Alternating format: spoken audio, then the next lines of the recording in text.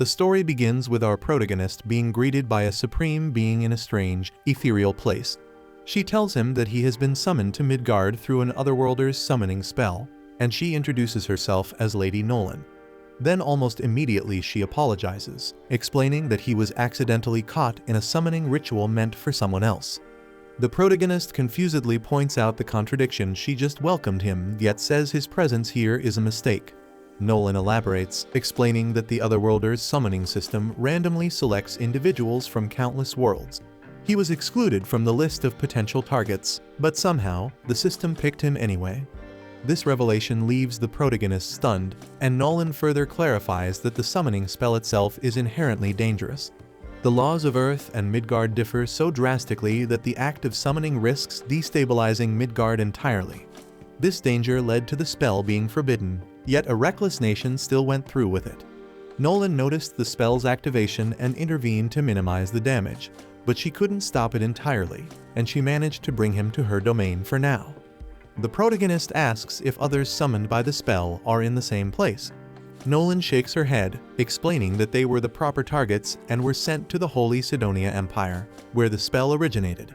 He realizes his summoning was purely accidental and asks her to send him back to his world, but Nolan regretfully admits that this is impossible. She explains that she was furious at the summoners for their recklessness, so she patched things up, ensuring they would never be able to use the spell again. Her explanation grows overly technical, so the protagonist gets overwhelmed and asks for a simpler version. So Nolan bluntly tells him that she's made it impossible for him to return to Earth, and even if it were possible, he no longer has a body waiting for him there. We then see that our protagonist is revealed to be nothing more than a soul in the shape of a fluffy fur ball, leaving him shocked at his lack of a physical body. Nolan apologizes, explaining that the summoning blowback caused this, as he wasn't meant to be a target. He frustratedly tells her that an apology won't fix his predicament and demands to know what will happen to him now, so Nolan urges him to give up on his old life and start anew as a resident of Midgard. He hesitantly asks if this means he'll be sent to the Sidonia Empire like the others, and Nolan admits she could send him there.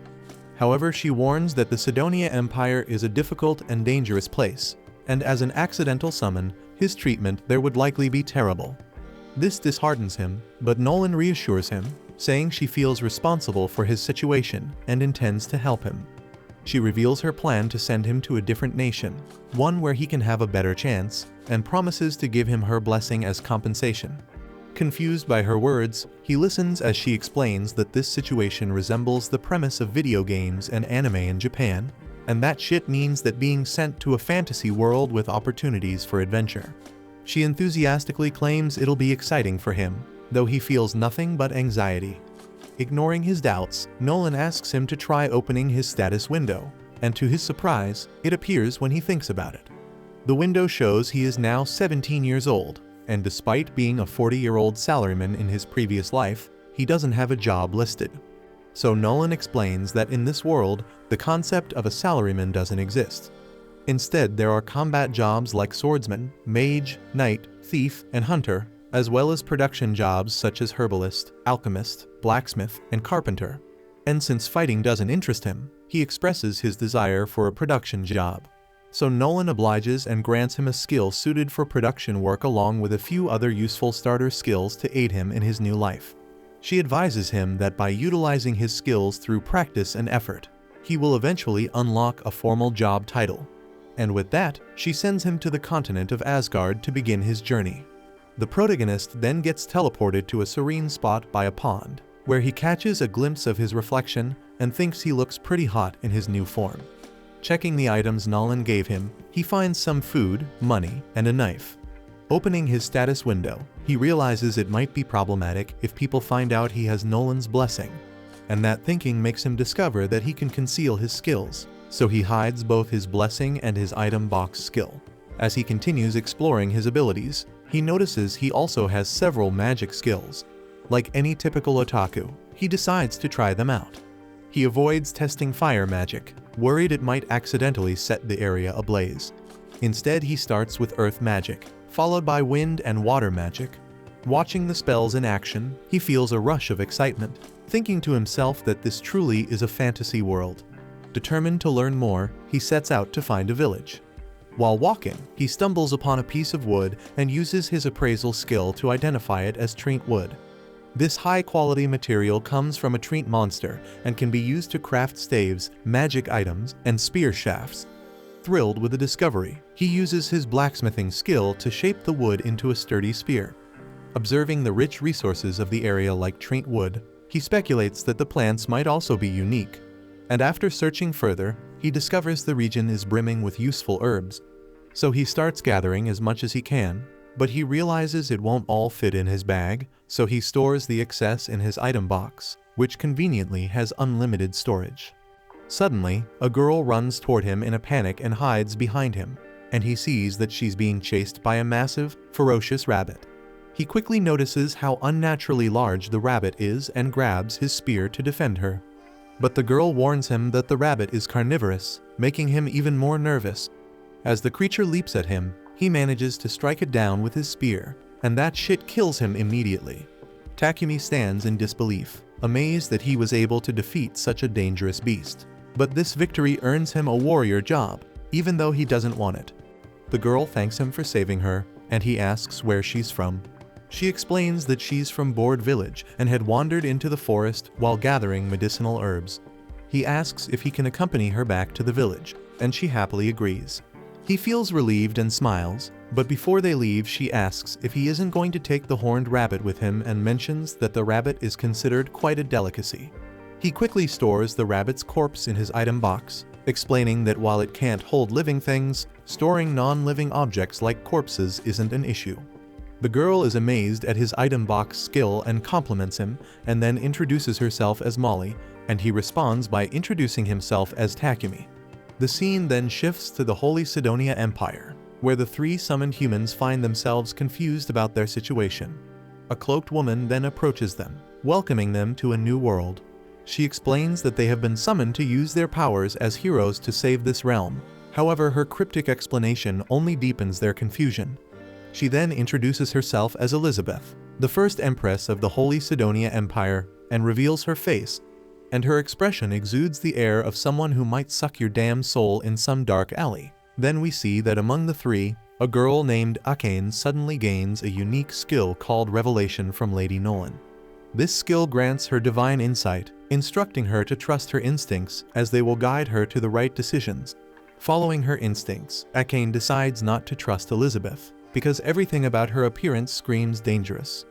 Back in Board Village, Molly's parents warmly thank Takumi for saving their daughter. Her father introduces himself as Banga the hunter, and her mother as Martha. Takumi asks if it would be alright for him to stay in the village for a while, and they happily agree, mentioning that their village is abundant in herbs and even has a vein of ore nearby, which excites Takumi. Banga then introduces Bobbin, who stands nearby, as the village blacksmith. Takumi then thanks the villagers for letting him stay, but they inform him there's no inn in the village. But instead they offer to build him a home, which makes him genuinely happy. They show him a plot of land where his house will stand, and Bobbin gathers the villagers to help with construction. Takumi decides to pitch in as well, using his earth magic to level the ground. The villagers are impressed by his magical skill, but the effort drains a significant amount of his mana. So Banga advises him to conserve his energy and let the rest of them handle the work. Later, Takumi's new home is completed, and he uses his carpentry and blacksmithing skills to craft some basic furniture to make it livable. Feeling settled, he checks his status window and wonders if it's possible to change his warrior job. To his surprise, an option to switch jobs appears, so he excitedly selects alchemist and blacksmith as his main jobs and dives into work. Together with Bobbin, he collects ores of iron, silver, and copper. He even discovers a rare mana-infused material called magic iron ore, deciding to smelt all of it into ingots. Takumi begins with the iron ore, noting that in this world, the process doesn't require a furnace thanks to magic. Using a combination of his alchemy and earth magic, he successfully transforms the raw ore into ingots, but the process consumes a huge amount of mana. But he pushes himself anyway to continue, determined to create as many materials as possible. Later, Molly brings him dinner, only to find that he's collapsed from overexertion. When Takumi regains consciousness, he explains that he pushed himself too hard and drained his mana completely. Martha gives him a sharp lecture for being reckless, and Banga hands him a healing potion, which restores his energy. And from that point on, Martha and Molly check on him regularly to ensure he doesn't overdo it again. Takumi diligently continues his alchemy, refining ores into ingots over several days. And along the way, he manages to extract small quantities of precious metals like gold, lead, tungsten, titanium, and tin. Using these materials, he crafts high-quality utensils and tools, and also his relentless effort causes his alchemist and blacksmith levels to soar. Afterward, we see Takumi honing his smithing skills under Bobbin's guidance, assisting him with fire magic during their work. And together they craft a knife, and Bobbin proudly declares it his finest creation yet. Takumi's blacksmith level skyrockets to 40, while his alchemist level lags behind at 33, much to his annoyance, as his real goal is to excel as an alchemist. Later, Takumi approaches Banga, asking for some potions so he can try making his own using the herbs he's gathered. Banga agrees but only has basic potions to offer, which Takumi gladly accepts. Soon, we see Takumi brewing potions like a mad scientist or an evil witch in a fantasy story. The process reminds him of his childhood, when he would experiment endlessly. Once his potion is complete, he notices its color is different from Banga's and can feel faint mana radiating from it. He deduces this is due to his use of water prepared with water magic and becomes eager to learn more potion recipes. Not stopping there, we later see Takumi chewing on random poisonous plants on purpose, and when he gets poisoned, he heals himself with his heal spell, a painful but effective method to gain resistance to poison and paralysis while leveling up his light magic skill. He notes that this dangerous method is the quickest way to develop such resistance, though it's far from pleasant, but thanks to this reckless training, he unlocks purification magic. But just as he reflects on his progress, a massive level 25 armored boar appears before him. Armed with his spear and knife, Takumi prepares to defend himself. The boar then charges and Takumi hurls his knife at it, but the blade bounces off harmlessly. He then desperately strikes with his spear, which shatters into countless pieces. Resorting to spells, he casts Rock Ball and Wind Cutter, but neither has any effect. Frustrated and cornered, Takumi scrambles for a plan. But suddenly he notices movement behind him, and he finds a poison spider lurking nearby. Assuming the worst, he prepares for another fight, only to realize the spider is injured. And before he can react, the boar charges again. So Takumi braces for impact, but the spider unexpectedly comes to his aid, blinding the boar and causing it to miss its attack. Though the boar is disoriented, Takumi remains at a loss on how to finish it. But in a flash of inspiration, he uses his alchemical decomposition skill, and the spell dissolves the armored boar from within, defeating it completely. As the boar falls, Takumi gains martial arts and magic combat skills, leaving him in disbelief that his crafting magic saved him. Takumi then checks on the poison spider, noticing it's on the verge of death. Grateful for its help, he thanks the spider, assuming it risked itself to save him. Using his heal spell, he restores the spider's strength and prepares to leave, thinking everything is fine now. However, a notification suddenly pops up, informing him that he can tame the spider. Surprised by the option, he hesitates, but when the spider looks at him with its shiny, hopeful 8 eyes, makes it impossible for Takumi to walk away. He asks if it wants to join him, and upon agreeing, he tames it, unlocking a telepathic connection. He then curiously asks if it already has a name, but it doesn't. Noticing the maple leaf-like pattern on its back, he names it Maple. And as soon as the spider accepts the name, it evolves into a killer spider, and even its severed leg regenerates. Later, Takumi returns to the village, proudly showing the massive armored boar he defeated. The villagers are stunned, amazed he managed to slay such a formidable beast alone.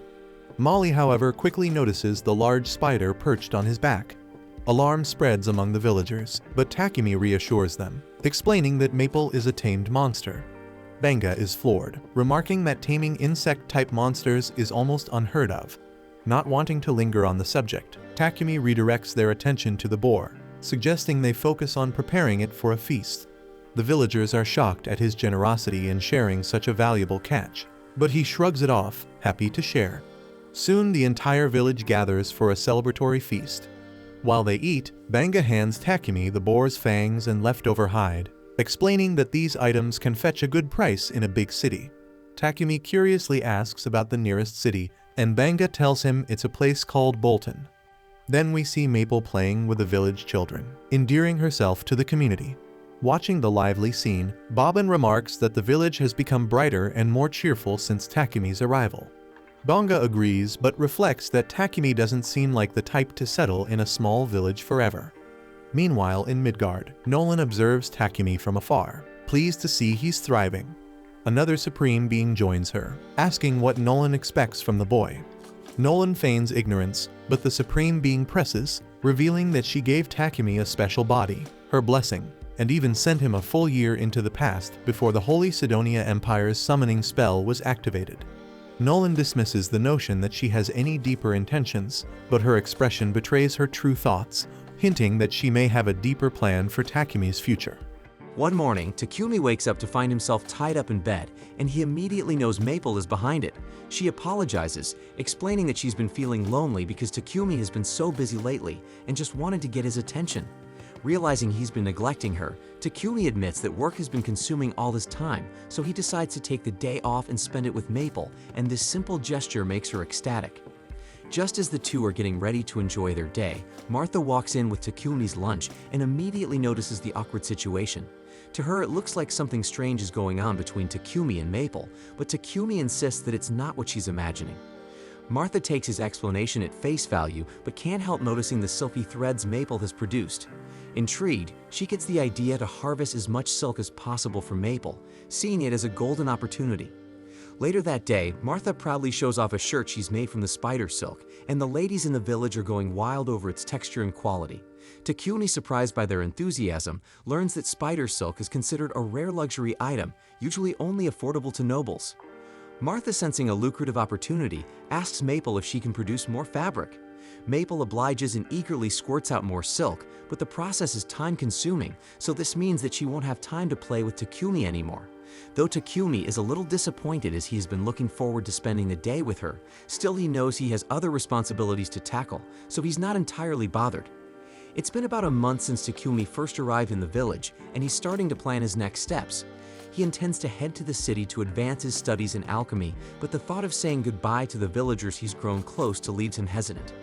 In the meantime, Takumi decides to visit Boban at the forge to continue practicing blacksmithing. Together they manage to craft a chest plate that fits Takumi perfectly, as well as a pair of sturdy steel-toe boots. Boban, proud of their work, points out that the boots are great for kicking things in a pinch, but Takumi, ever the pacifist, reminds Boban that he has no intention of fighting because he's committed to becoming an alchemist. Just then Banga shows up, pleased to see that Takumi's armor is finally complete, though there's a hint of sadness in his voice. He knows Takumi can't stay in the village forever if he wants to grow his production business, and heading to the city is the logical next step because it's where Takumi can sell more of his goods, access a reliable supply of materials, and truly thrive. Banga then mentions that a trader from Bolton will be passing through the village in a couple of days, and he's already arranged for Takumi to hitch a ride back with him. While they're sad to see him leave, they understand this is for the best, and they encourage Takumi to start preparing for the journey. Grateful for their support, Takumi thanks them and heads back to his house to begin packing. On the way, he bumps into Martha, who's carrying a bucket of meat. He curiously asks what she's up to, and Martha explains that she's on her way to dispose of the innards from a horned rabbit Banga had caught. Apparently, the innards are the most delicious part of the rabbit, but they're also tricky to process safely, and without proper equipment to remove diseases and parasites, they had no choice but to throw the meat away. Takumi, however, has a better idea, and he bends down and uses his purification magic to cleanse the meat, making it safe to eat. Martha is grateful, but also visibly stunned by what she just witnessed. She points out that light magic is incredibly rare in this world, and if people found out Takumi could use it, it would likely attract a lot of unwanted attention. So she advises him to keep this ability a secret when he leaves the village. Acknowledging her warning, Takumi promises to be cautious, but while he's still here, he plans to use every bit of his power to improve the villagers' lives, and over the next couple of days he gets to work, using earth magic to construct a sturdy brick wall to enhance the village's defenses. For convenience, he builds a water pump and even adds a few other amenities to make life easier, and by the time he's finished, the village looks completely transformed. So when the merchant from Bolton finally arrives, he's so astonished by the improvements that he barely recognizes the place. Banga then steps forward to greet Papek the trader, and after finalizing a trade deal, Takumi walks up, ready to depart. Papek, who's already heard a great deal about Takumi from Banga, introduces himself and everyone confirms if Takumi has everything he needs. Takumi assures them that he hasn't forgotten a thing, but there's one last gesture he wants to make before leaving. He reaches into his bag and hands Banga a potion, and then explains that he already left about 100 similar bottles at Banga's house and urges him to use them in case of emergencies to heal any injuries. Papek, noticing the potion, asks for a closer look and is stunned by its quality because it's undoubtedly a high-level potion. However, Takumi seems oblivious to just how valuable his creation is. Soon, the rest of the villagers gather to bid Takumi farewell, and Papek kindly offers to wait until everyone has said their goodbyes. Molly then waves goodbye to Maple, who's cozily sleeping in Takumi's sack, and Martha hands Takumi an outfit made from maple silk, a collaborative gift from the village ladies. Touched by their thoughtfulness, Takumi thanks everyone for their kindness, especially considering how short a time he's been in their village. He then steps into the carriage, and the villagers give him an enthusiastic send-off, assuring him that he will always be welcome in their home. As the carriage heads toward Bolton, Papek comments on how deeply the villagers seem to care for Takumi. Even the others in the carriage remark on a heartfelt farewell, noting that Takumi was more like family to the villagers than a guest, to the degree that the sincerity of the goodbye tugs at Heath's heartstrings. Speaking of which, the blonde man introduces himself as Heath, while the redhead is Real, and the gloomy-looking man is Boger. They explain that they're part of Lion Fang, a C-rank adventurer party currently serving as Papek's bodyguards. However, they admit there isn't much for them to do in this peaceful region, making the assignment more of a routine journey than a dangerous mission.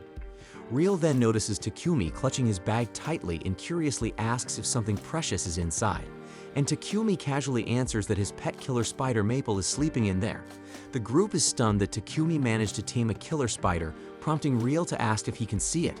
However, his creepy demeanor makes Maple headbutt him square in the face, and that makes Takumi immediately start apologizing for Maple's behavior, but the others assure him there's no need because Real totally deserved it. Heath even jokes that Maple might develop a fear of all humans after meeting Real, though that's clearly not the case because Maple seems to have taken a liking to Boger. And as the group continues fawning over Maple, Papek calls Takumi to the front of the carriage to discuss the potion he saw earlier, and he asks if Takumi has any more in stock and expresses interest in buying some. Takumi is open to the idea, but before the conversation can go further, one of the horses suddenly halts, signaling trouble ahead. A horde of goblins has surrounded the carriage, preparing to attack.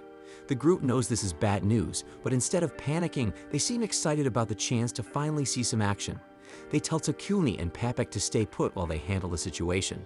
With roughly 20 goblins in the field, the adventurers step out, confident they can take them all. Real then fires arrows from his bow with precision, while Boger and Heath crush goblins left and right with their mace and axe. The fight is over quickly, and the group begins dissecting the goblins to harvest their magic stones. Maple observes the chaos with interest, clearly warming up to Boger but maintaining her disdain for Real and indifference toward Heath. After the skirmish, everyone piles back into the carriage, and the journey continues for another 3 days. When they finally arrive in Bolton, the members of Lion Fang head straight to the Adventurers Guild to report the success of their bodyguard mission. Takumi tags along, as he needs to register with the guild if he plans to stay in the city. Ideally, he would have joined the Alchemist Guild, but since Bolton doesn't have one, becoming an adventurer is his only option. The receptionist Hans explains to Takumi that the Adventurer Guild card can serve as his identification. As long as he completes at least one simple quest per month, the card won't expire. With this knowledge, Takumi proceeds to register as an adventurer and introduces Maple as his pet, finalizing all the paperwork. With his registration done, Takumi heads to Papek's trading company to negotiate a deal for his potions. He reveals that he has about 103 potions in stock, each of exceptionally high quality. Papek is impressed and offers 10 silver coins per healing and stamina potion and 50 silver coins per mana potion. Takumi quickly calculates that this deal would net him over 7 million yen in equivalent value.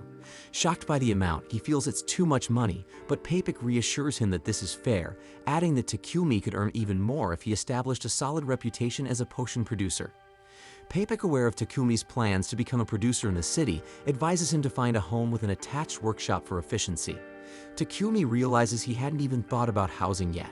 So to help him out, Papek calls over his assistant Thomas and asks him to show Takumi a suitable property at an affordable price. Then when Takumi finally sees the property, it looks more like a grand mansion than a simple house. Feeling overwhelmed, he doubts he can afford such a luxurious place. Thomas, however, assures him that the mansion is surprisingly affordable and even guarantees that it's ghost-free, eliminating any unnecessary worries. Takumi then notices the spacious workshop attached to the mansion, which makes it incredibly convenient for his work.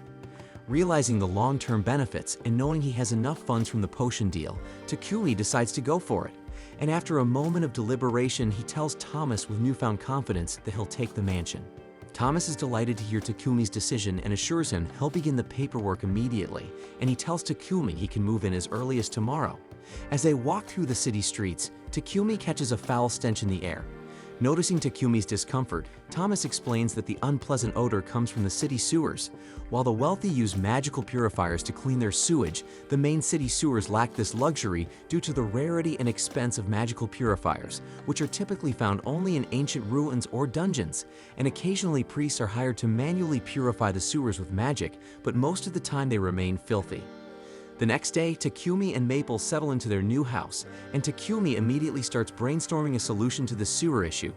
He visits Papek's company to acquire some quartz and clay. Using magic, he shapes the materials and combines fire magic with space-time magic to bake them efficiently. The process is exhausting, and after depleting his mana reserves, Takumi has to drink a couple of mana potions to recover. Despite the effort, his work pays off because he successfully creates a modern toilet. Not long after, Takumi hears a loud scream from the living room. Rushing to investigate, he finds Papek completely wrapped in Maple's silk. Takumi gets bewildered and demands to know why Maple did this, and Maple innocently explains that she thought Papek would find it fun. To her credit, the silk is so comforting that it put Papek to sleep, but the sudden swaddling was definitely alarming. Takumi profusely apologizes for Maple's behavior, but Papek reassures him that it's fine, though being swaddled out of nowhere did give him quite a scare, so he asks to use Takumi's restroom because he needs to shake it off. Moments later, Papek emerges from the restroom with wide eyes, demanding to know what the marvel of technology inside is. Takumi casually explains that it's a toilet he invented. He fitted it with a magical purification device, which automatically cleans itself after use. Essentially, once someone uses it, the device employs purification magic to break down waste into inorganic materials, which are then flushed away. Papek is amazed, marveling at the ingenuity, but he quickly realizes that creating such a device would require someone with a rare aptitude for light magic. Takumi immediately realizes he may have messed up, remembering Martha's strict warning not to use his light magic openly. Worried about the potential fallout, he pleads with Papek to keep this a secret. Papek, understanding the gravity of the situation, promises not to tell anyone. However, he's absolutely adamant about one thing: he needs those toilets, and he boldly asks if Takumi can make 100 of them. Takumi hesitates, knowing how much effort it took to craft just one, but with Papek's relentless insistence, he reluctantly agrees, but under the condition that Papek supplies the necessary raw materials.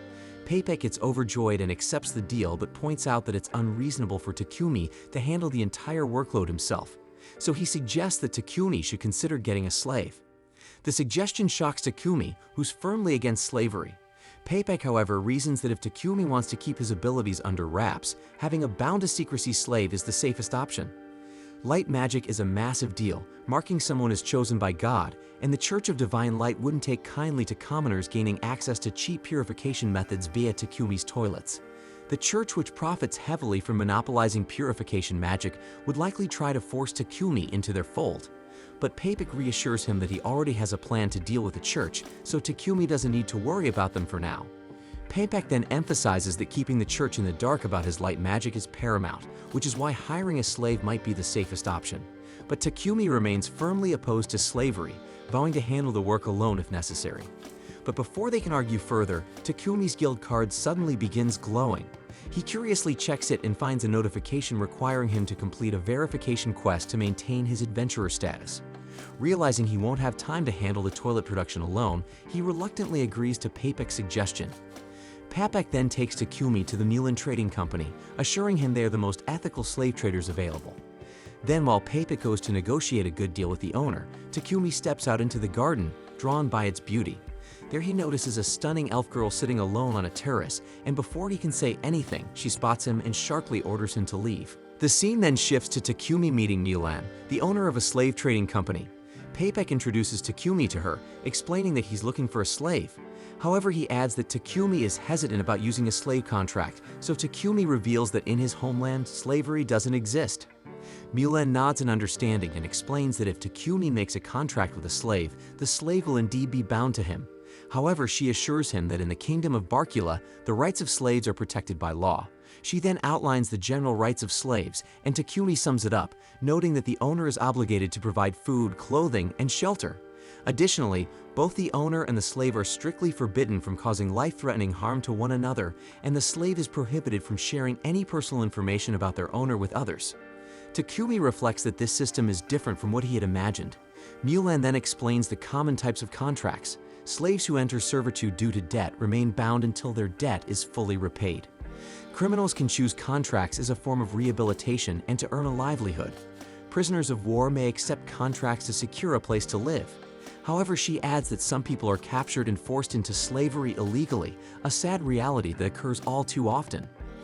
Papek then suggests that a war slave might suit Takumi best since they can only be freed with their master's permission. Mulan asks why, curious about his preference, so Papek explains that Takumi is a producer with exceptional skills that are impossible for others to replicate. Mulan, however, wants to hear the reason directly from Takumi, so he explains that his primary goal is to focus on his work. However, he also has responsibilities, including completing Adventurers Guild quests and managing daily tasks. He also mentions that he needs someone to manage the mansion where he's currently living and handle the housework. Furthermore, Takumi possesses many confidential skills which would draw unwanted attention. Takumi also adds that he often ventures into dangerous areas to gather materials, so it would be ideal to contract someone who protect him and assist during all that stuff. Hearing Takumi's requirements, Mulan realizes he needs 2 slaves. She summons a girl named Maria, introducing her to Takumi. Mulan then explains that Maria was kidnapped by bandits as a child and has no surviving family. Over the years, she has been trained in reading, writing, calculations, and general housekeeping. She then informs Maria of Takumi's needs, emphasizing that he requires someone to manage his mansion. Takumi then outlines the layout of his mansion, describing the number of rooms, and asks if she can handle it alone. Maria confidently states that she can manage it, and Takumi is relieved to hear this. Noticing his hesitation, Maria asks if something is wrong. Takumi admits that he surprised someone as cute as her hasn't already been chosen by someone else. Embarrassed by the compliment, Maria blushes. Takumi quickly apologizes, worried that his comment might have been inappropriate, but Maria assures him it's fine, explaining that her skills are limited to general housekeeping. Takumi assures her that housekeeping is all he needs, but Maria hesitates, appearing uneasy.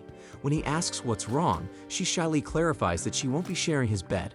Takumi is surprised and quickly clarifies that such an arrangement isn't what he's looking for. He reassures her that his sole interest is her ability to manage the household. Maria feels relieved and agrees, so Mulan decides to proceed with their contract. Mulan then informs Takumi that she currently doesn't have any war slaves suited for combat. However, Maria mentions someone named Sophia. Mulan immediately tells her to stop speaking out of turn and instructs her to return to her room to gather her belongings. After Maria leaves, Takumi curiously asks who Sophia is, so Mulan explains that Sophia is a war slave, but she has certain problems. Hearing this, Takumi grows intrigued and feels a strong urge not to ignore the situation. He wonders if it's his intuition skill guiding him, but he decides to trust the feeling and asks Mulan if he can meet Sophia. Mulan agrees and leads him to where Sophia is kept. Mulan then explains that Sophia was captured during the war between the Kingdom of Triaria and the Kingdom of Yugger 50 years ago. Takumi is stunned by the time frame and asks for more details, so Mulan reveals that Yugger was a nation of elves, and for various reasons, Sophia has remained uncontracted ever since. Takumi curiously asks what those reasons are, so Mulan explains that Sophia's left ear has been sliced off and her right hand and left leg have impaired movement. While her impairments don't interfere with daily life, they make combat nearly impossible. Additionally, her elemental magic and sprite magic have been sealed, and she is likely under a curse. These significant limitations make her unfit as a main combatant, which is why no one has taken her. Takumi then asks to speak with Sophia alone, so Mulan agrees and steps out of the room. As Takumi examines Sophia more closely, she tells him plainly that she won't be of any use to him. But Takumi checks her stats anyway using his skill, and to his surprise, her stats are incredibly high, though each one has been reduced by 100 points due to her injuries. Her mana is also completely inaccessible because of the curse, but Takumi realizes her potential and thinks that he can heal her injuries and lift the curse. Mulan then returns to the room and asks Takumi what he plans to do, and without hesitation, he tells her he wants to form a contract with Sophia. Sophia is still doubtful, reminds him that she can't fight, but Takumi simply replies that he will fix her. Mulan is skeptical, questioning whether Takumi can actually address the issues that have plagued Sophia for 5 decades. Takumi confidently says he can, and Mulan agrees to let him take Sophia under his care. Sophia remains uncertain and asks if he truly wants her as his slave. Takumi asks if she doesn't want him as her master, but she responds that a slave's wishes don't matter. And with that, Mulan begins the contract process. She casts a spell binding Takumi, Sophia, and Maria into a formal contract. After the contract is sealed, both Sophia and Maria express that they will do their best to serve Takumi. Takumi thanks them and treats them with respect, but Sophia quickly reminds him that they're just slaves and he doesn't need to act so politely. Mulan, observing the interaction, smiles and remarks that they found themselves a good master. Afterward, Takumi arrives at his house, where Maple leaps at him as soon as he opens the door. Startled, Maria and Sophia immediately prepare to fight the killer spider, but Takumi quickly stops them, explaining that Maple is his pet. He then introduces Maple to the two of them and informs Maple that Maria and Sophia will be living with them from now on. Takumi then shows Maria and Sophia to their rooms. Both are surprised to learn they'll have their own separate spaces, hesitant to accept such accommodations. Takumi insists, explaining that the mansion has many unused rooms and it's better to put them to good use. He also informs them that the mansion has a bath they can use anytime. They express gratitude but suggest he go to the bath first. Takumi hasn't decided on his own bathing schedule, so he encourages them to use it freely, assuring them he's installed a device to keep the water clean constantly. Later, we see Maria and Sophia relaxing in the bath. Maria remarks that she never thought Mulan would let Sophia go, as she had refused to sell her to anyone before, no matter how much money was offered. Maria believes this means Mulan must have truly acknowledged Takumi as a worthy master, and she thinks he seems like a kind person as well. Sophia, however, remains skeptical and points out that when she looked at the contract Mulan prepared, most of the entries regarding Takumi were left blank. She believes he might be hiding something, and if so, there must be special circumstances or a reason why sharing that information could cause trouble, and she admits that she doesn't fully understand what he's thinking. When they leave the bath, they discover that Takumi has already prepared dinner. Maria is devastated, insisting this was supposed to be her job. Takumi reassures her, explaining he just wanted to make things easier for their first day. He promises she can take over the work from tomorrow, and Maria asks if she can at least clean up after dinner, to which he agrees. Then we see Sophia is surprised to see Takumi inviting them to eat at the same table as him. When she asks about it, he explains that he doesn't want them to live separately just because they are serving him. He hopes they'll eat with him, as it would make him happy, and they agree, but with a little bit of hesitation. The next day, Takumi collects his order from Papek, who warns him to handle it with care, so Takumi assures him he understands and heads out. On his way back, Takumi spots a church and decides to visit, and inside he finds a statue of Lady Nolan. Offering a prayer, he thanks her for her blessings and mentions hearing that the Holy Empire of Sidonia controls this country's religion, so he curiously asks why she was bad-mouthing Sidonia earlier. To his shock, Lady Nolan suddenly appears before him. Takumi gets startled and asks how this is possible, so she explains that his prayer reached her, which allowed her to call him into her presence briefly. Lady Nolan then answers his question, revealing that she has no connection to Sidonia or its Church of Divine Light. She explains there are two major religions in this world, the Church of Creation, which has always worshipped her, and the Church of Divine Light, which was created later. The latter's god doesn't truly exist, but the Holy Empire of Sidonia used aggressive tactics to spread its influence rapidly, opposing the Church of Creation. So Lady Nolan chose not to intervene, viewing it as a petty human conflict. Takumi then realizes this lack of interference allowed Sidonia to activate its summoning spell, bringing someone like him to this world. Lady Nolan apologizes again, acknowledging the unintended consequences of her inaction. She then offers a disclaimer about her blessing. While parts of it are permanent, others are temporary. As Takumi grows, the aspects of the blessing that helped him grow quickly and meet kind people will fade. She simplifies it by saying his tutorial for beginners is nearly over. Soon, he will face more significant challenges, including hitting walls in his growth and encountering individuals with ill intentions. Takumi reflects on her words, realizing that many of the kind people he's met so far were likely a result of the blessing. Accepting that he will need to rely more on himself moving forward, he thanks Lady Nolan one last time and exits the church. The story then jumps forward by 1 year into the future, showing the King of Sidonia asking about the progress of the summoned heroes. He is informed that they are currently training with the knights. The king expresses hope that these heroes will become valuable assets, acknowledging the difficulty of summoning them to this world. the minister notes that the heroes were initially reluctant to help, but thanks to Elizabeth's persuasion, they had become more cooperative. The scene then shifts to Akira and Yamato sparring with the knights. The knights mock their poor performance, highlighting how far they still have to go. Yamato then recalls a humiliating memory from his past, when he was defeated by a freshman during a judo match and ridiculed by everyone. Motivated by that memory, he trains with renewed determination, earning the knights' grudging respect for his grit. Meanwhile, the knights ask Akane to join in, but she refuses, stating that she's not interested in violence. She then tries to leave, but Elizabeth intercepts her, insisting that this is not about violence but something essential to saving the world. Then Akira steps in dramatically, playing the role of the protective hero, and assures Akane that she doesn't need to worry because he will protect her. Akane, unimpressed, ignores his bravado and thinks to herself that Elizabeth is dangerous. The story then transitions back to the present. At Takumi's house, he stumbles through the door, falling face first onto the floor. Maria and Sophia rush to help him, picking up his belongings, but when Sophia reaches for the bag Takumi had collected from Papek, he hurriedly places it into his magic bag. Sophia notices this and becomes suspicious, thinking he must be hiding something. Takumi then excuses himself and heads straight to his workshop. Sophia follows him discreetly, and inside she watches him immerse a knife into a strange liquid and injure his arm with it. Then he immediately heals himself using magic. He then prepares to repeat the process, muttering that Maria really messed up earlier. She misunderstands his words, so she approaches him but falls on him, accusing him of planning something terrible for Maria. Takumi gets confused, but before he can explain, Sophia collapses from exhaustion. Takumi realizes she's overworked and notices an injury on her hand. He attempts to heal her, but the process consumes far more mana than usual, likely due to the curse affecting her. Then, after expending significant effort, he manages to fully heal her, and in doing so, his light magic levels up. Afterward, Takumi carries Sophia to her room and asks Maria if Sophia's collapse happens often.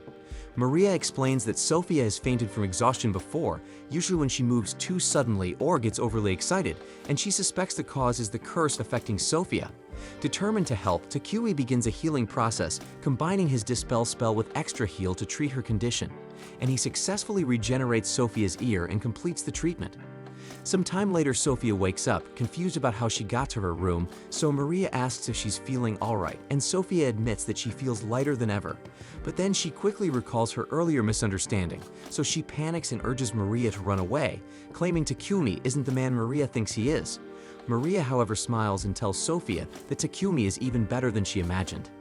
Sophia confusedly demands to know what Maria is talking about, so Maria hands her a mirror and Sophia stares at her reflection in shock because her ear is back to normal. She also realizes that her magic, which had been sealed for years, has returned.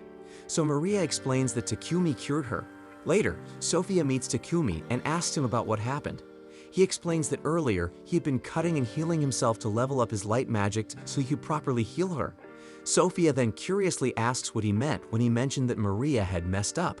Takumi clarifies that Maria had mistakenly thrown away some medicinal herbs he'd collected, mistaking them for trash. Sophia, embarrassed by her misunderstanding, then asks why he went to such lengths to help her, especially since it was dangerous for him, and Takumi simply replies that he was keeping his promise.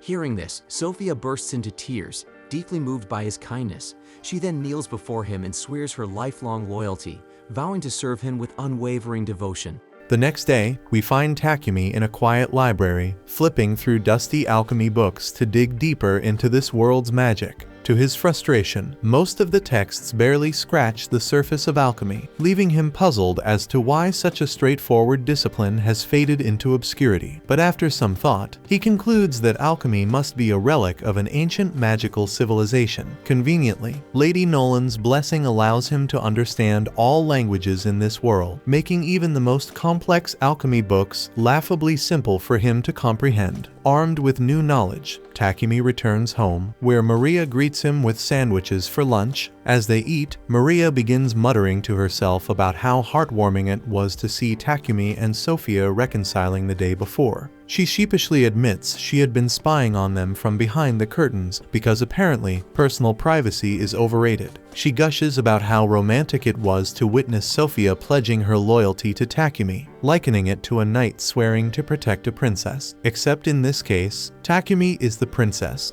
Maria and Maple wholeheartedly agree that Takumi makes an adorable princess, much to his utter embarrassment. He can only respond with a cringing smile. Later in the afternoon, Takumi heads outside to work on his production business because today's task involves packaging a bulk order of toilets for Payback. Aria and Sophia join him, cleaning and packing the goods while Takumi daydreams about breaking free from the monotony of manufacturing. He casually shares his thoughts with Maria and Sophia, confessing his longing to explore the world. He dreams of hunting exotic materials, sampling unique meals, and uncovering hidden ruins. Naturally, he also mentions taking Sophia along as his bodyguard while leaving Maria behind to manage the mansion. Maria, however, is less than thrilled about being left behind, while even the spider Maple gets to tag along, and that's just too much for her to bear. She then hits him with her signature, cute yet manipulative maid look, and predictably, Takumi falls for it. But before deciding, Takumi checks Maria's stats by gently rubbing her face to open her status window, because apparently that's how status windows work, and to his surprise, her stats are better than expected, suggesting she could handle combat. Impressed, Takumi decides to bring her along on his future adventures, but insists that she trains with Sophia to refine her skills first. With that settled, Takumi starts crafting weapons and armor for Sophia and Maria. When he asks for their preferences, Sophia doesn't hold back. She hands him an extensive, borderline excessive list of her weapon requests and volunteers Maria for a spear, promising to train her personally. Takumi then gathers the necessary materials and gets to work, channeling his alchemy manipulation magic to speed up the process. Meanwhile, Sophia puts Maria through her paces, and Maria quickly discovers that being a battle maid involves a lot more sweat and significantly fewer tea parties. Takumi finishes the weapons in record time, adding personal touches, a wing pattern for Sophia's weapon, and a flame motif for Maria's spear. Of course, he goes the extra mile and enchants them with auto repair and attack boosts, because well, why not add a little extra power? As Takumi works, his mind wanders into dangerous territory. He imagines Maria wielding her spear in full maid attire, and his overactive imagination leads to a classic anime-style nosebleed. To make matters worse, Maria, somehow sensing this moment of unholy admiration through what she calls maid telepathy, claims she can feel someone ogling her sacred plot. Takumi tries to shake it off and focuses on the next task, crafting armor. Naturally, his first instinct is to go full RPG mode and consider making enchanted undergarments instead of practical gear because let's face it, that seems to be standard in these worlds. But even Takumi realizes this idea crosses too many lines, especially since Maria and Sophia are technically his employees and not participants in his questionable cosplay daydreams. The real challenge, however, is getting their measurements. Asking directly would only earn him a one-way ticket to Pervsville. But Takumi has a solution. With a mischievous grin straight out of a shonen villain's playbook, he uses his alchemy magic to create life-sized replicas of Sophia and Maria. He spends a hilariously awkward amount of time staring at these mannequins, particularly at their melons, because professionalism has never been his strong suit. Let's just say Takumi's imagination runs wild as he revels in the fantasy of being the master of his two servants. After several days of work, Takumi finally finishes the armor, which looks nothing like what you'd expect. Sophia gets a simple breastplate, and Maria's armor is basically a red maid outfit that belongs in a fantasy game. Surprisingly, both girls are thrilled by the design, but Sophia pauses to wonder how Takumi matched their sizes so perfectly without taking measurements. Takumi naturally keeps this a secret because he can't exactly confess his pervy methods after all. With that sorted, the trio heads to the Adventurers Guild so Sophia and Maria can be registered and obtain travel licenses for venturing outside the city. After the girls receive their guild cards, Takumi registers the three of them as a new party and prepares to accept their first quest together. Just as he's about to pick one, a group of D-ranked adventurers approaches, their leader being an overweight thug with an oversized ego. They immediately start picking on the group, telling the girls to dump Takumi and spend their time with someone more deserving than an F-ranked loser like him. Takumi doesn't take this insult lightly. Though internally terrified of the fat thug leading the group, he wants to protect his friend's honor. Summoning every ounce of courage, he stands his ground and uses physical enhancement magic to block the thug's attack. However, when the thug's punch connects, his own arm breaks from the impact, leaving Takumi unharmed. Just as things are about to escalate further, the guildmaster arrives to put a stop to the commotion. However, upon seeing the injured thug,